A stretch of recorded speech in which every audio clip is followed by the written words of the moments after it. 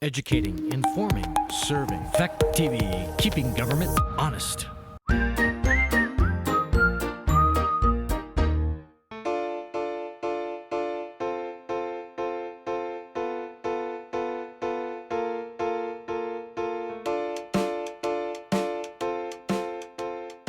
You have it. Perfect. He just stopped on the road the other day, so, okay, I will let him know. Yeah, good. He says it needs repairs. Oh, yeah. A lot of digging. Yeah. The only thing, Mike, is that, not now because it rained today, but there was some really dusty areas. Yeah, I got around Friday, or run around Friday, Oh, good. Okay. a lot, but I need to get out there and get some smooth out too, in between. I also, Mike, wanted to thank you, Dave, for completing the village park driveway. You're welcome. Does anybody else have anything, with Mike? Any questions or anything? If not, okay, so the next item is the Hinkley Brook culvert, and the reason it's on here is that even though we've approved it and the money is there, Mr. Gregory is asking, the board to confirm that they will build it, that they will not renege next year. You don't need to put it that strongly, but that it will be built. That it is your intent to do this project in the summer of 2023. Right, I think all he's asking is the board to just give him that assurance, so he can go ahead and order the materials that is necessary, and we'll get stuck with that, in essence, is what it is. Exactly.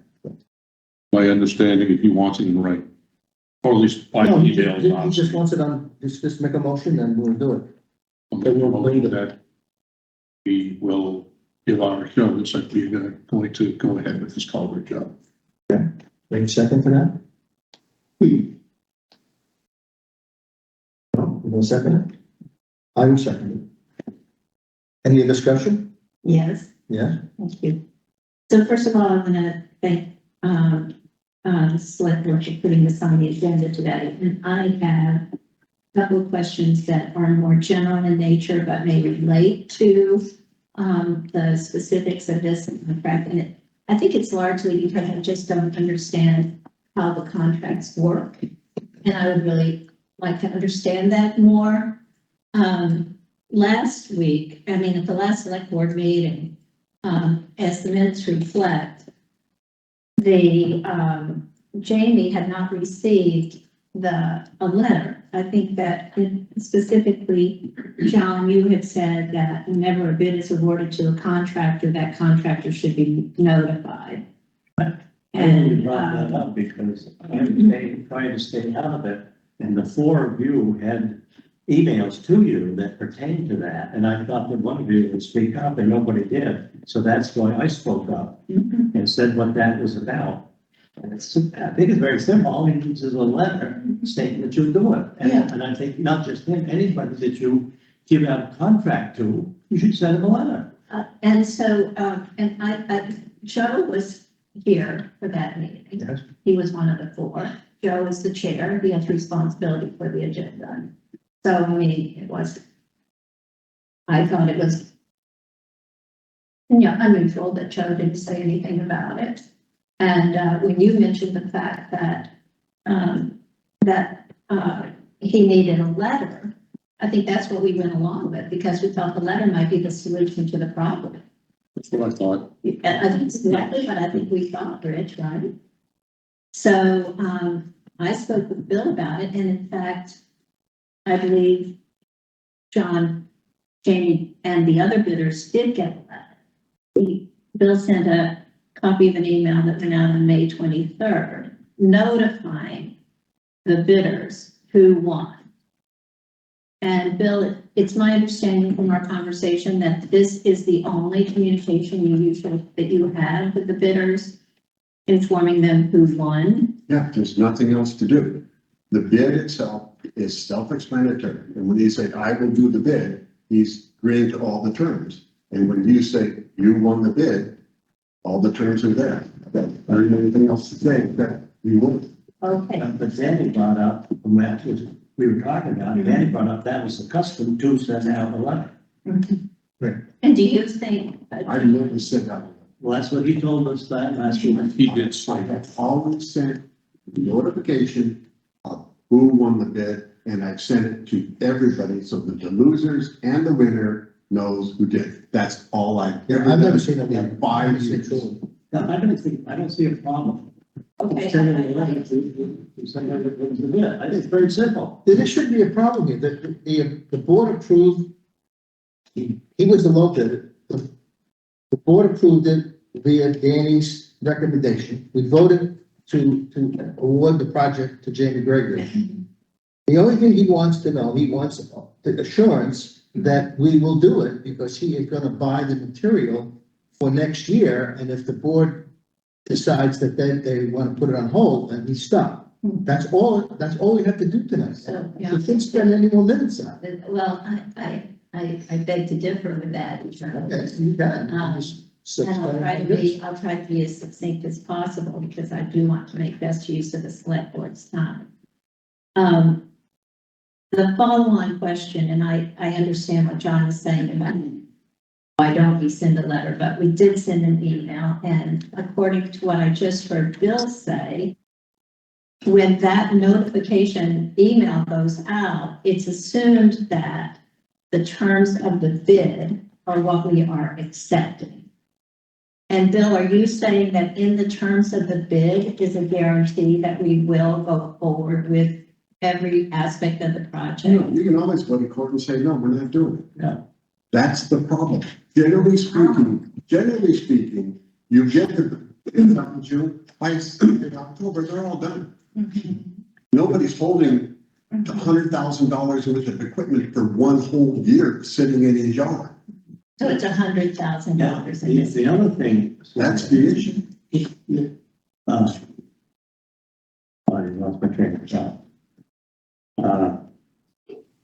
Go ahead, I'll say that. Okay, that's fine. So again, I think the town should live up to all of its commitments to our suppliers. I'm not talking about Jamie's situation specifically at the moment. I'm trying to understand generally, and what I think I just heard Bill say is that in the terms of the bid, that the email confirms there is no assurance to the supplier that we will build the project. Is that correct, Bill? You are obligated to do it, but there's no assurance. And he's just There's no You're what? obligated to do the project, and he can sue you if you don't do the project. Okay, so that is. But all he's asking is a polite thing. Will you please assure me that you're gonna do it next winter? So myself and my supplier can feel comfortable making them this winter and not get stuck. Okay. That's the whole thing. That's all this is about. So I just want to make sure I'm understanding. So in the bid, which we've confirmed, the town obligates itself to build the project. Is that correct, Bill? As soon as the bid goes out, it's obligating itself to do the project. Okay, so that the answer to my question is yes. Yes. Okay. John, did you think? Okay. The other thing is, the town does not have the money for that project. That grant does not cover that, so you have got to get the balance from the capital budget. So that is going through another committee. That committee can say no. The select board has it. It could decide it, but it could go to the select board, they're gonna vote on it again, and they can say no. So it still goes through some channels. Well, you could, to make it worse, I don't want to spend all night on this thing, but what could make it worse is that you have a new select board who comes in March, and they could turn around and say, we don't want to do it. Yet it's not, and then what would happen is that the contract would have to then sue the town would have to hire an attorney, you'd have to have legal fees, and all those kinds of things. What the outcome is, I'm not an attorney, I couldn't tell you. But all Jamie is asking for is that he is gonna lay out 100,000, 90,000, whatever this project for the culvert is. He wants to make sure that he doesn't have to sue the town next May, June, or July when he does the project. That's all it is. Period. I'm understanding that. My final question is this. First of all, getting back to the specifics of Jamie, I think it's prudent of him, given the supply chain shortages and everything else, think about ordering this stuff in advance. And I can understand what gave rise to his question about, will he be paid for it? That's a very reasonable question. But what I'm asking specifically about what our assurance will be if we pass this motion, will it be to cover the costs of the culvert that Jamie is requesting? Or are we obligated to cover the full $183,500 bid? No, I don't think it's that. I don't think that's true. you're obligated to pay the whatever the bid, whatever money you're getting from the state, we have to pay the balance, whatever that might be, 60,000, whatever. That's all our obligation. The state pays the state gives you the check for 100,000, let's say, and we have to pay 50,000. That's it. And that comes out of the capital budget. What is your understanding in the motion of the amount we would need to pay Jamie in the event? I don't remember the amount of what was discussed and I don't. Are we obligated to pay? You're obligated to hire him to do the project. You are not obligated to buy his equipment. You are his supply. No, you're obligated to for 174. $183,500. That's what you're obligated. to. Okay, that was my question. But What still- are we obligated for? And so in the event, Nick, please finish. In the event we do not build the project, given the circumstances John just described, in the event we do not build the project, do we owe Jamie $183,500? No, No, What do we owe? if you owe him for his loss, whatever that may be. which is whatever that equipment is and whatever his profit was in that. Then I think that the motion should be clear about that. Usually what happens in business, they send All you, all he's looking for is somebody to say, you're gonna do the project in the fall. That's all, I mean, in this Look, next year. That's all. But if we don't, Bill, why wouldn't we have the motion say something like it? How did the request come in from Jamie about this? He wanted some assurance Did because. he call you? Did he send an Now, email to you? He called me and asked me if I would do it. And everything has been right on top of the table. I sent to all of you guys. I thought it was no big deal. Is it okay if I tell Jamie that you guys, because you're all obligated to it, that you guys are fine with me sending him an email that says, yes, we're obligated to do the project, and yes, we're going to do the project next summer. Then you said, we can't do this without a meeting. So now we're here at the meeting. And this is the reason why we have a public discussion. So that we As can, if this is clearing anything up? it's clearing things up for me, Bill. And I'm a select board member. And I have a vote. Oh, I know. And so I think it's important to understand that I would prefer for the motion to say that if we're going to fulfill this obligation, that for if any reason the project were not built, and John just listed a few that could possibly happen, that the town would be obligated to pay Jamie for his loss. I think that's a very prudent way to phrase the motion. And I don't see any harm in doing it that way. Have a motion on the floor. So you made a motion, I seconded it. Are you willing to change the motion or you want to go with the motion as we did? honestly, go with the motion as is, because in business, someone sends you a purchase order, whatever it happens to be, say you're not obligated to pay the whole thing, you are, that's a binding I'm not a lawyer. That's a binding contract, then it's up to the vendor to say, usually what happens, they'll negotiate it down, so you get your out-of-pocket expenses. Kind of how business is done, day in and day out, so I'm fine with the motion as originally stated. I want to reflect it in the minutes, please, that I am going to vote no for this. You don't have to reflect it, it'll be a no when you vote. If I may finish, please, no. I'm not voting no because I don't want Jamie to have the assurance. I am voting no because I think the motion should state that if the project is not built, we would owe Jamie for his loss. This has nothing to do, this has more to do with the general way the select board manages its contracts than with this specific situation. Okay, so call the question. All in favor of the motion? Number 5? Yeah? Aye. Okay, Kathy? Aye. Okay, so aye. So it's 3, 1 abstention, 1 no. I vote no. Yes? That was the motion. Then, We were gonna, Bill, read the motion back. I didn't get it. I'm gonna have to go way back to that. we were gonna send a directive to the vendor that we Yeah. would fulfill our obligation. Right. Yeah, That was, yeah. okay. All right, let's move on. FEMA. FEMA, who's gonna talk about FEMA? We have a new, assistant, a new person who's helping us that she just started today, or she will start on Friday, I guess. And we already introduced her today. That's, and she's supposed to have, but then the contingency is as good as case, so hopefully we won't have any issues. There aren't any issues, with, four of the projects anymore. The fourth one is still going through review. The other 3 are obligated. There is, Ledge Road project is under review. We now have the plans for the culvert itself, and they've been sent to both the state Spring Lake Alteration Engineer and to the Army Corps of Engineers. And it's under environmental review with FEMA. As soon as the fourth set of projects gets done environmental review, that should be obligated.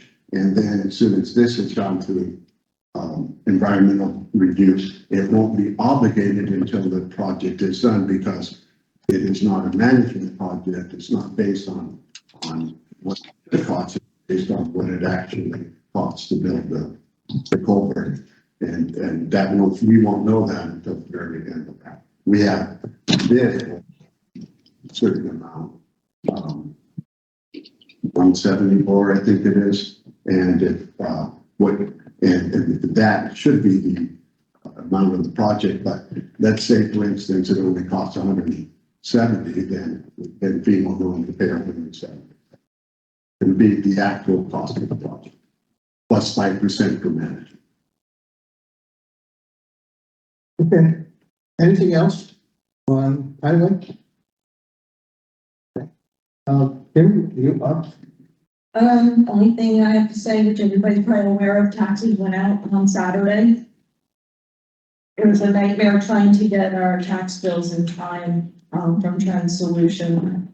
Big mix up with UPS, tracked them down at 5:15 in my own drive, on my own road. So Michelle and I came in Saturday morning at 7:30 and printed the taxes and got them out to everyone. First payment is due August 15th. Thank you for your hard work. And, copier is due in within the next month or 2, so there's still a little bit of a wait on the copier that we contracted for. That's it. Anybody have anything for Ken? All right, committee reports. John and I are meeting Mr. Dow tomorrow morning at 9 o'clock. See whether or not he has any reason or desire to donate or sell or whatever some town property to the town to expand the whole cemetery. And I've been inspecting the cemeteries in the morning, John, that's been doing pretty good. And John and I will be working on the cemetery rules and some costs to fix the fences and to repair stone. So that's all in the works. Walter's services at the Hoganville Cemetery on Sunday. That's what I got. And I think we should acknowledge that as a reason.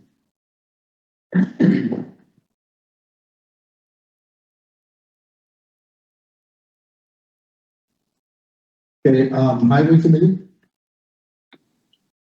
Grafton, will be handling the executive session. Okay.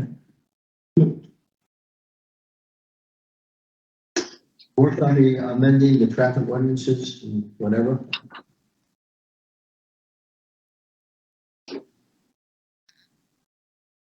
I've been You asked, got a copy of it?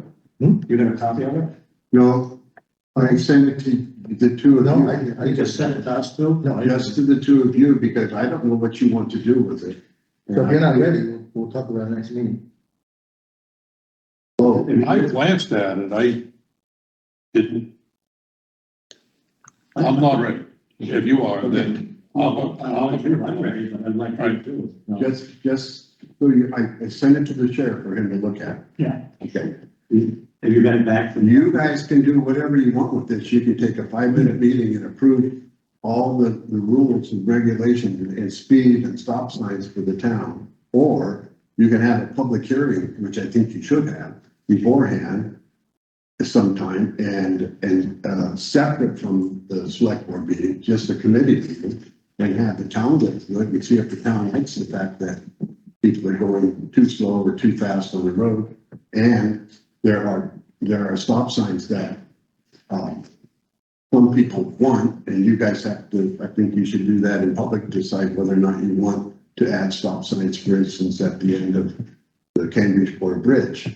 So, or leave it exactly like it is, but it's this, the reason I sent it to two of you so you could be aware of it, because you, John, had asked me and the select board had asked me and made comments several times about the fact that we're not getting paid for the stop signs because they're not in our regulations. Okay, that's the main reason we're doing it. But as I went through there, I found out that a good portion of our roads somehow got left out of both the paved and unpaved ordinances that we now have for speed. And thirdly, I wanted the sheriff to look at it because he's got to take it to the judge if he's giving a ticket, and the judge got to say it was written and done correctly, and yes, I will enforce it.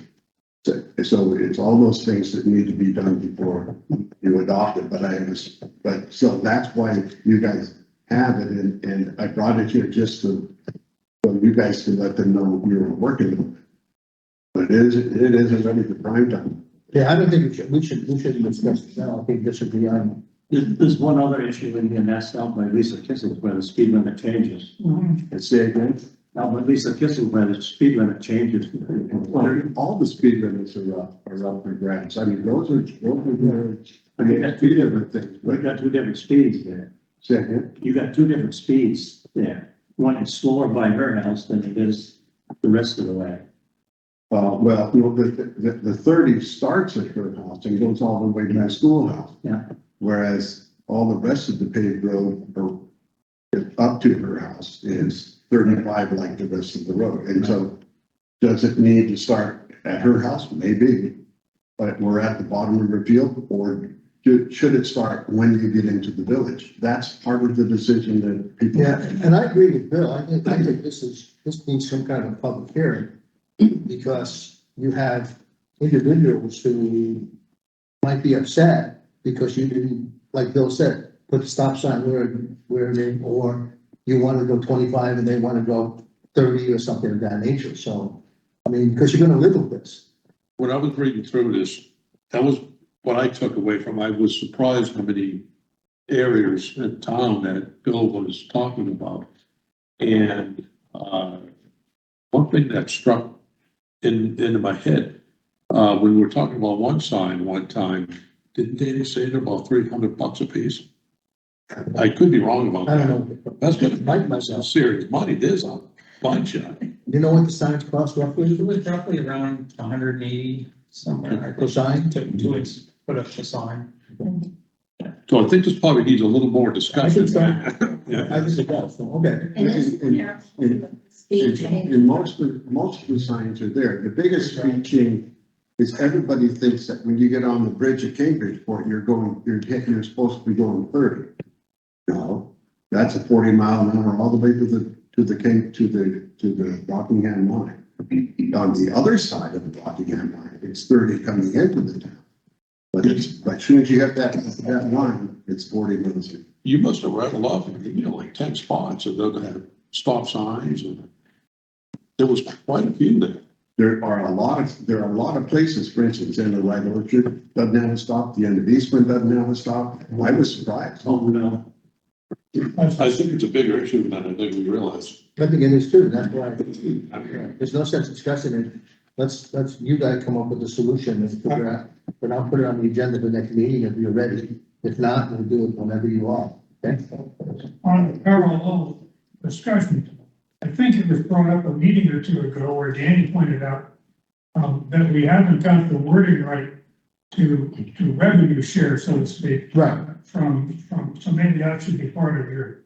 Well, I think it is, Don. I think once we get all this wording and get everything ready, then we can get the fines rather than going to the state. That's the whole idea of the stop sign. We don't have any of our control signs in the ordinance right now. The only thing we get money for is speed. Right. Who's gonna deal with the cones? The cones are dealt with. Okay, And part of that is the fact that it's 40 miles an hour past Erica's house. okay, So she was slowing people down, but she now understands it's $252 fine if you have an unauthorized cone out, sticking out in the street because As long as your it's done. kids are playing. You know, Okay, she understands it, she won't get it up. the Parks Committee, I don't think we have anything, so they're done. We're done as far as we can check, correct? I think we're pending the outcome of the grant. Right. Okay, the other thing is the personnel committee on the clarity of the COVID protocols and sick time. So, Kathy and I worked on this and I gave copies to Bill of the proposal. Do you want to just hand those out, please, Bill? At least that's the individual. This is a proposal for the, don't know if it actually needs to be in the personnel policy itself or whether it needs to just be a policy of the town. But this is the proposal that Kathy and I worked on. And it's based on a previous action by the select board. You'll recall that on May 5th, we had an executive session and we came out of that executive session and moved that, the COVID policy concerning returning to work after a positive test for COVID. And that is to follow the directive of the Vermont Department of Health, which is currently to stay home for 5 days after such a test. And these 5 days are not counted against the person's personal sick time, earned sick time. If a person's doctor tells a patient they should stay home for 10 days, not the 5 directed by the Vermont Health, and the person follows the doctor's orders, the additional time is taken on the personal sick time. So in a way, as a select board, we've already acted on this issue.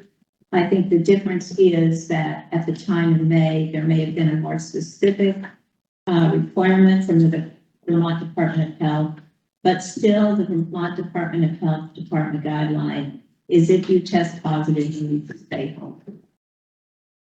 So then the proposed sick leave policy is employees are required by the town of Grafton not to return to work for 5 days after testing positive for COVID.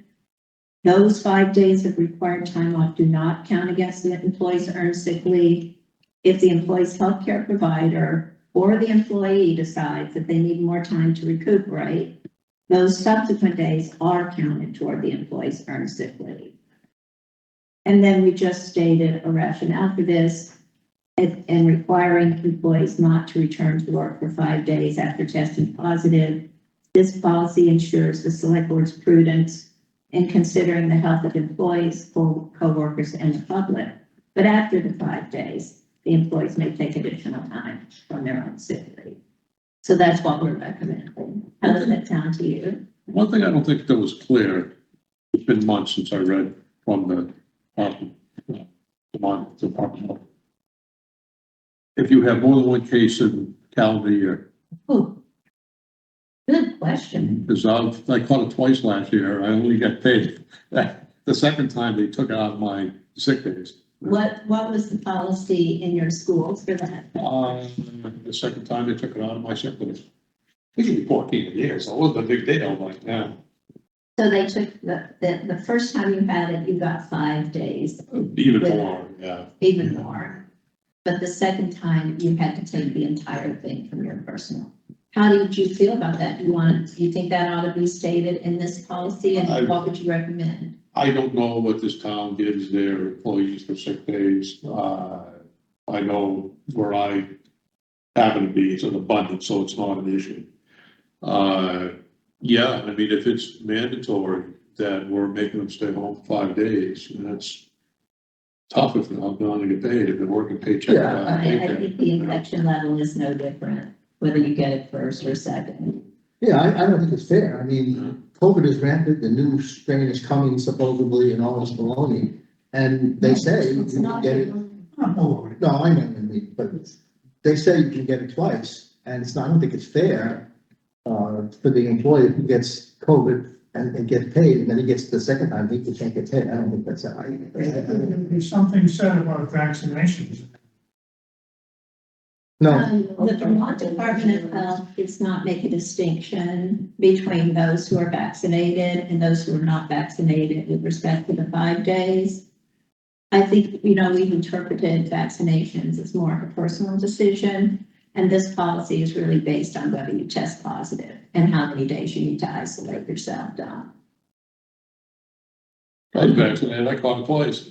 I think you can leave it the way it is. I mean, No, it looks good, I think. yeah, I mean, because it says if you get it for 5 days, so if you get it 5 days a month later, it's the same thing. Yes, There was no change. that's what this policy was. But I really put this in the personnel policy because this COVID thing will change and make it as a town policy. I think it's town policy. Yeah, I just want to thank Kathy and Suzanne, especially Kathy, because I brought this to her attention, she brought it to Suzanne, how quickly you guys clarified it for the employees. So thank you very much. that's very Well, good. and Kathy did definitely take the lead in this, and the only reason I'm reporting it tonight is because she's not here.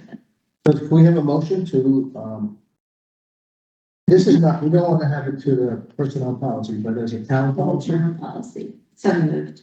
We have a second? That, Kathy? I'll second that. Okay, Can I ask? any other discussion on this? Yeah. So are you saying then if it's a positive test, it's a required 5 days, Yes, no exceptions, right, that you're out, you have to stay. you're out. That's what their guidelines are anyway. I'm just looking at the Julian crew over here. Yeah, I know, The that purpose, wasn't a requirement before, so. the purpose is to, it was a requirement of Vermont Department of Health previously, that you were not to return for 5 days. Unless it has changed after 5 days, you don't even have, they may have, and looked at it a couple months now. After 5 days, you don't even have to be tested. That is correct, because even the Vermont Department of Health makes a comment that you may test positive after the 5 days. Yeah. Their requirement is that you isolate for 5 days. Yeah. So if there's no other discussion, all in favor of the motion? Say aye. Aye, Kathy? aye. Okay, opposed? Opposed? Okay, good. Thank you for the committee. Buildings? Anything? Well, I don't want to get a long discussion because it's up in the air. Well, then don't do it if it's not. Okay, they're working on the proposal for the actual work on the elevator. When we have that,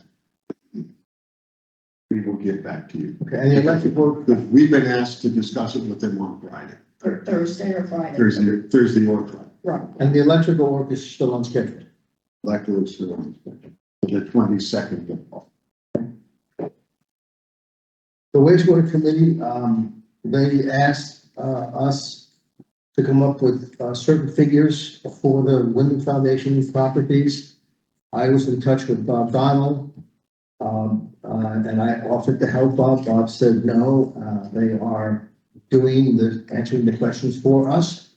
And they expect to have the answers to all the questions for tying bond this week.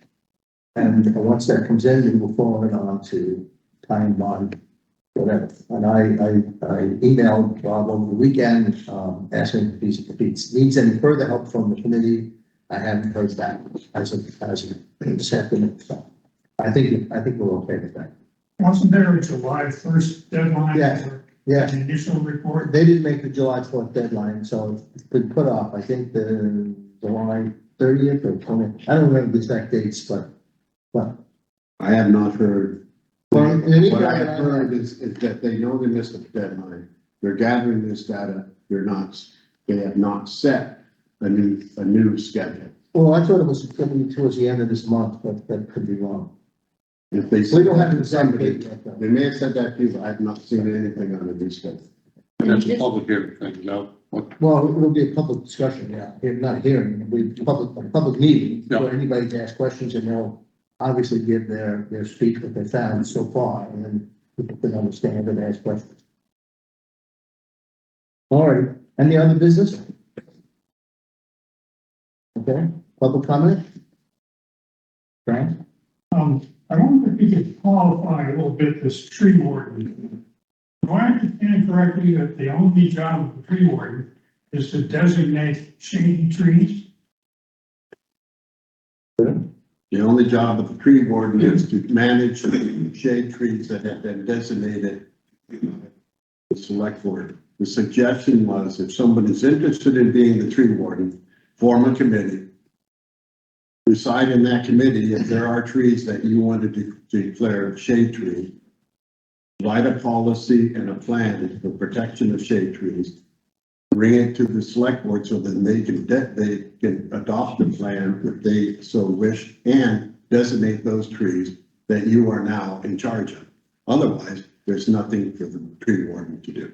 So you go around and nail little signs up on the trees saying, this is an official shady tree. Well, I mean, this just seems ludicrous. but that's the way the law is written. But I think what it is, Don, is there are communities and towns that have parks with shade trees and old trees, and I think this is a way to protect those. Obviously, we don't have parks and we don't have old trees, so, I mean, we have parks, but we don't have shade trees in the park. Like, if you went to Burlington or some other town where they have a village park, where they have benches and things like that, so. Any Also, other- I think it's possible for residents to, declare that they'd like certain trees in their property to be designated shade trees. On their property? I'm not On their sure. property. I don't know about that. No. It's designated shade tree can be in whole or in part on public land. But the resident can't say it's a shade tree. No, I didn't say that. I said the select, board, the resident will talk to the select board about having a tree designated as a shade tree. On public land. On, if it shares, if the tree is on the land. Any other public comment? What's the status on the $1 million bridge? Highway department, Would you say now? what's the status of the? Latest status? It's in the right of way stage right now, and I have not heard from Carolyn Boder, who's in charge of it. I've tried to get her, and I think she's on vacation, but, not everybody is signed off on the right of way. I know that much. Oh. I think there was 5, but there's 3 maybe signed off. And 2. And if they don't, do they take it by eminent domain or? We can take it to court. You can't think about the man, you gotta go to court. Get it on the court first. So we're sort of in limbo, then is the answer. Mhm. Okay. I'd just like to remind everybody that the annual meeting of the GIA is on Wednesday night in the homestead next door. And there's a lot to be discussed, and we're looking forward to everybody being there. Thank you. Any other public comment? If not, the next regular meeting is on Monday, August 1st, at 6 p.m. here.